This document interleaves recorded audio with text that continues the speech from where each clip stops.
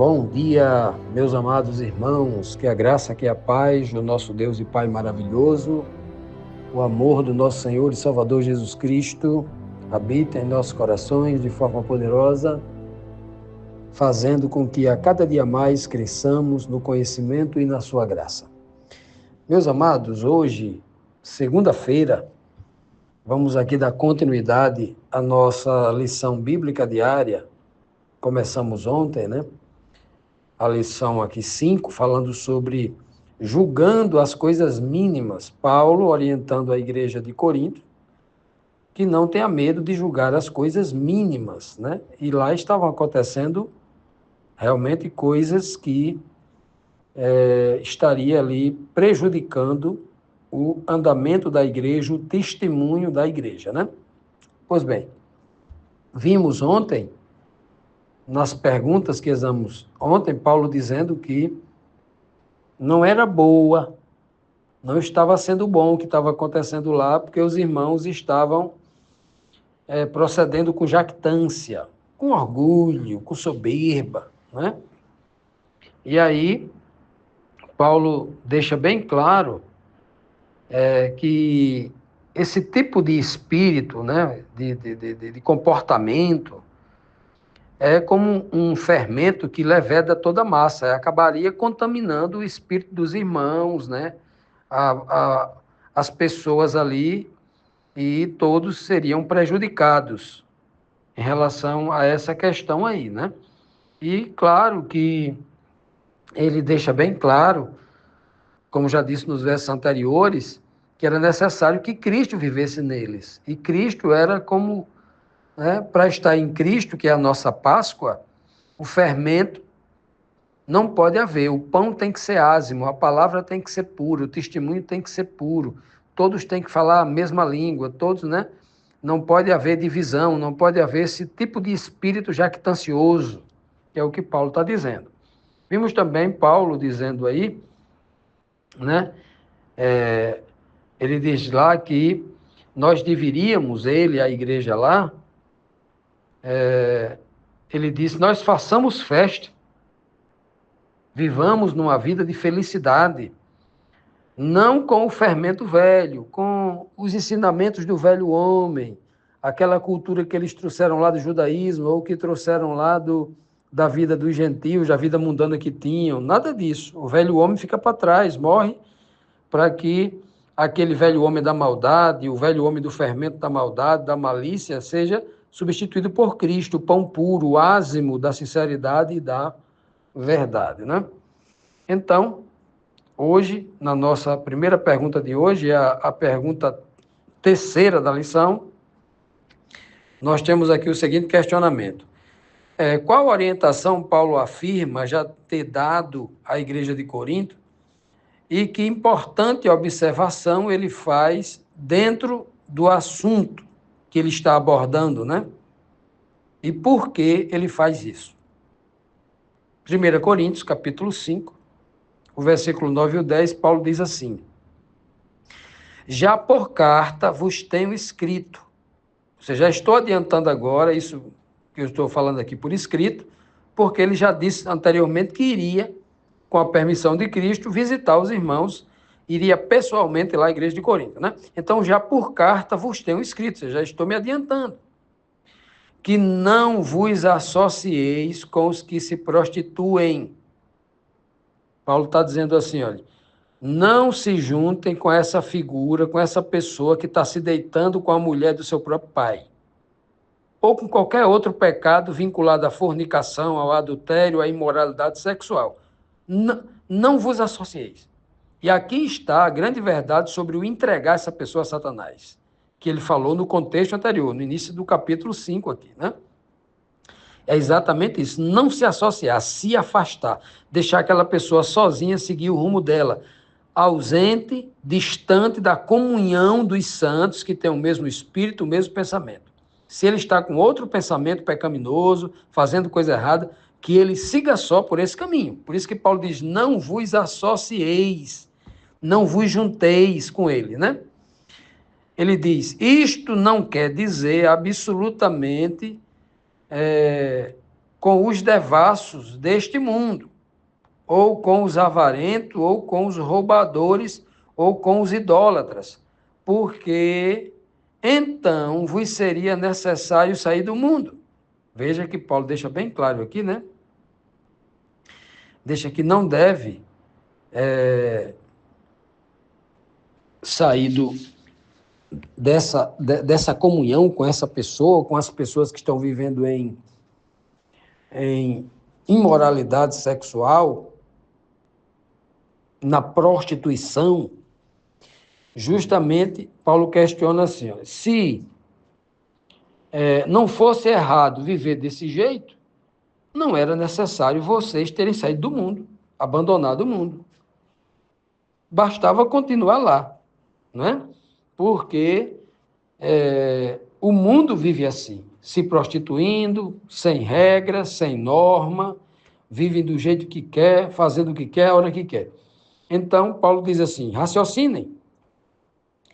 Se era para viver desse jeito, se vocês estão convivendo com alguém que está em pecado e vocês não estão dizendo nada, não estão fazendo nada, então, se vocês estão aceitando isso, então é como se vocês estivessem ainda no mundo, fazendo as coisas do mundo. Então, é como se vocês não fossem do mundo ainda. Não pode aprovar isso, né? Então, Paulo deixa bem claro, eu já estou adiantando aqui por carta, antes que eu vá aí pessoalmente, já digo que vocês não devem se associar com as pessoas que estão em prostituição, né? Isto quer dizer que absolutamente não pode haver nenhum envolvimento com qualquer tipo de pecado nesse sentido, né? Não só com aqueles que se prostituem, mas também com aqueles que são devassos, vivem na devassidão, ou seja, aqueles que não têm senso crítico, não têm bom senso, não mede aquilo que faz, aquilo que fala, o que vem na boca fala, né? Qualquer palavrão, qualquer indecência, aqueles que se envolvem com todo tipo de gente, faz todo tipo de coisa e acham que está tudo normal, os devassos, né? Vivem, que pode tudo, que pode seguir os mesmos hábitos do mundo, não, os avarentos também não podem, né? Aqueles que só pensam em dinheiro, só pensa em ganhar, só pensa em levar vantagem, né? A ganância que ele tenha dinheiro, que ninguém tenha, ele não ajuda em nada na igreja, ele não ajuda em nada o irmão que está, porque para ele tem que acumular dinheiro, ele ama dinheiro, o Deus dele é o dinheiro, o que importa para ele é o dinheiro, o avarento. Esse não, né? Os roubadores, aqueles que têm o mau hábito de pegar as coisas dos outros, furtar, etc. E os idólatras, que isso não é um mal só do tempo presente, mas antigamente também a idolatria naquela região, né, nas igrejas, era muito comum, principalmente nas terras gentílicas, como era a terra lá de Corinto. Continuando, meus amados, vamos aqui para a próxima pergunta, a quarta, que diz assim, como Paulo fala sobre qual tipo de pessoa ele está se referindo na sua carta, na sua fala, né? Ele diz assim, mas agora vos escrevi que não vos associeis com aquele que, dizendo-se irmão, for devasso, ou for avarento, ou for idólatra, ou maldizente, que fica se reclamando de tudo, né? Ou beberrão, ou roubador, ladrão, com o tal ou com os tais, nem ainda comais. Então, Paulo, ele disse no texto anterior, não vos associeis. Ele continua dizendo assim, qualquer associação. O que é associar-se? Associar-se não é alguém dizer assim, vamos abrir uma empresa, nós dois, e aí vamos ser sócios de associar-se, né? Vamos ser sócios. Eu tenho 50% da empresa e você 50%. Vamos legalizar, formalizar isso junto ao governo, junto à junta comercial, ao fisco municipal, estadual, federal. Pronto.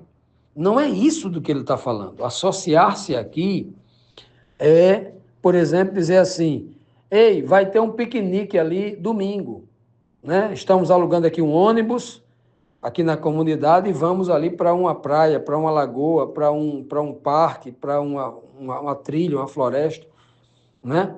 Mas aquela pessoa vai, aquele avarento, aquela pessoa tal. Aí, associar-se a isso, é fazer qualquer projeto junto, uma viagem, não é só ligar-se legalmente junto ao governo, junto à sociedade, né? Legalmente, civilmente, não. Associar-se, por exemplo, ei,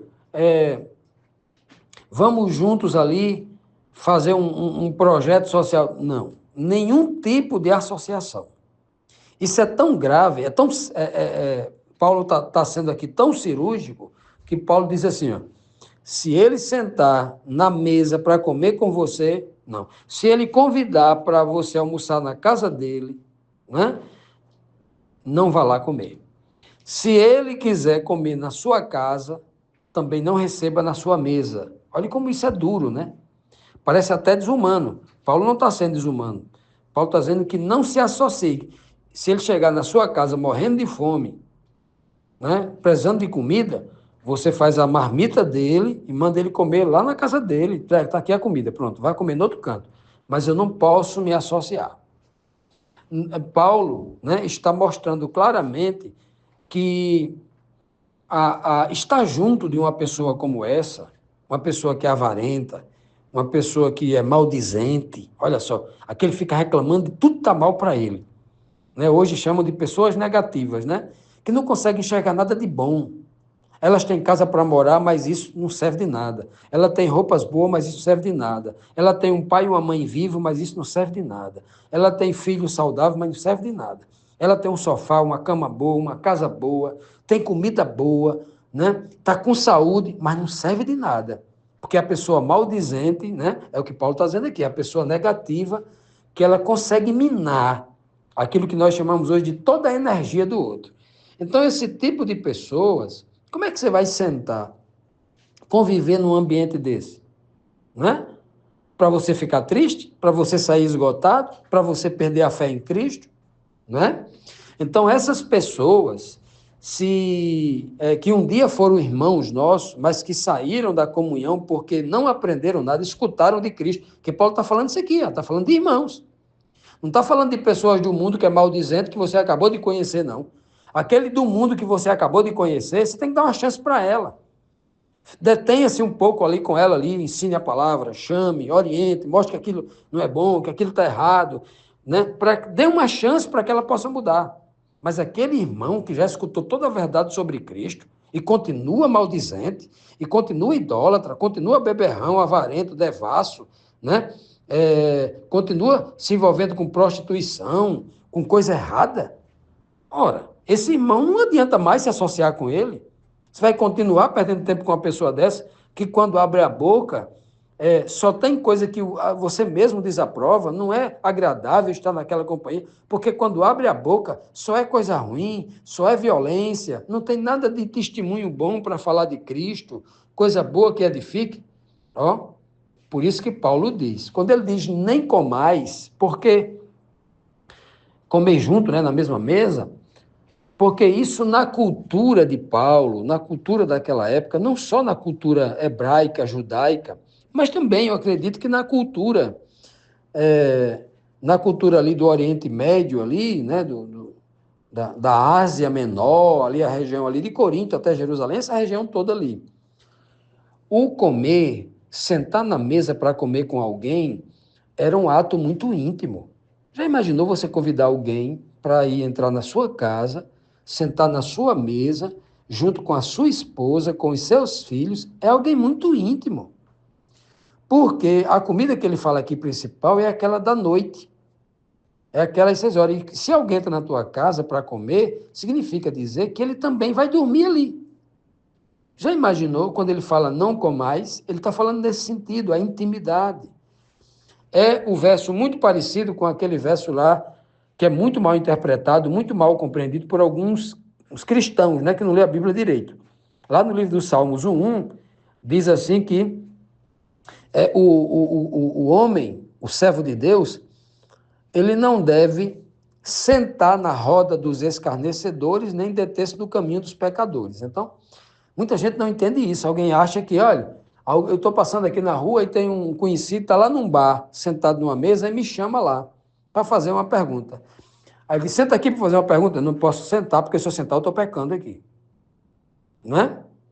Então, quando a Bíblia fala sentar, não é que é proibido sentar, porque o sentar na cultura hebraica significa demorar-se. Agora, se você sentar naquela mesa de bar e passar 2, 3 horas, além da pergunta, a conversa está boa e você... Aí daqui a pouco você está falando palavrão, daqui a pouco pode ser tentado a beber e fazer outras coisas erradas. Então, o sentar-se não é o pecado sentar. O sentar-se ali tem uma conotação de demorar-se. É tanto que o verso seguinte vai dizer que se demora-se na roda dos escarnecedores. Nós não podemos, é exatamente isso. E o comer aqui tem esse sentido, demorar-se, conversar muito, passar a noite toda. Então, isso é associar-se. E é disso que o apóstolo Paulo está dizendo assim, olha, cuidado com esse tipo de gente, você vai virar a cara para essas pessoas, vai mudar de rua? Não, isso não é coisa de crente, não, isso é coisa de mundano.